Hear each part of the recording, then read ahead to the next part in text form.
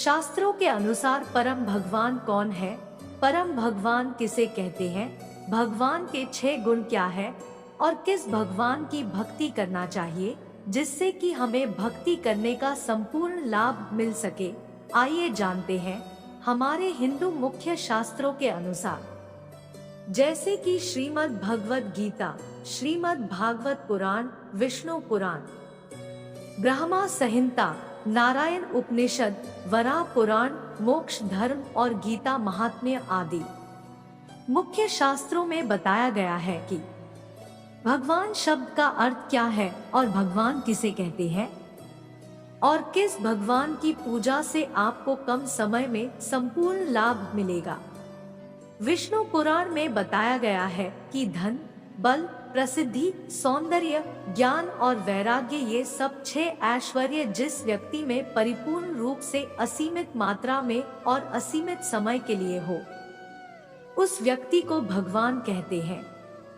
और यह भगवान की व्याख्या आचार्य पराशर मुनि जी के द्वारा की गई है। अब जानते हैं कि कौन है वो व्यक्ति जो परम भगवान कहलाते भी है और सत्य में वो है भी। विष्णु पुराण में बताया गया है कि धन, बल, प्रसिद्धि, सौंदर्य, ज्ञान और वैराग्य ये सब 6 ऐश्वर्य परिपूर्ण रूप से भगवान श्री कृष्ण में विद्यमान है, इसलिए उन्हें परम भगवान कहा गया है। और श्रीमद् भागवतम जैसे महान ग्रंथ में भी कई सारे देवी देवताओं और अवतारों के बाद यह घोषित किया है कि श्री कृष्ण ही परम भगवान है। उसके साथ ही गीता महात्म्य के अनुसार देवकी नंदन श्री कृष्ण ही मुख्य ईश्वर है और देवकी पुत्र श्री कृष्ण के द्वारा कही गई श्रीमद् भगवत गीता ही मुख्य शास्त्र है। अब जानते हैं कि हमारे देवी देवता भगवान श्री कृष्ण के बारे में क्या कहते हैं। ब्रह्म संहिता में ब्रह्मा जी स्वयं कहते हैं कि ईश्वर परम कृष्ण सच्चिदानंद विग्रह अनादिरादि गोविंद सर्व कारण कारणम। इसका अर्थ यह है कि गोविंद के नाम से विख्यात श्री कृष्ण ही परम ईश्वर है और उनका शरीर सच्चिदानंद स्वरूप है। वे सबके मूल स्रोत है और वे समस्त कारणों के कारण है।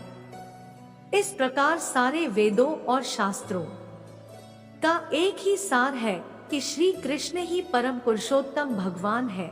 नारायण उपनिषद में भी कहा गया है कि नारायण से ही ब्रह्मा जी उत्पन्न होते हैं, नारायण से ही इंद्र और 8 वसु उत्पन्न होते हैं और नारायण से ही 11 रुद्र तथा 12 आदित्य उत्पन्न होते हैं और यह नारायण भगवान श्री कृष्ण ही है। वेदों का यह कथन है कि ब्राह्मणियों देव की पुत्र यानी कि देव की पुत्र श्री कृष्ण ही परम ईश्वर है।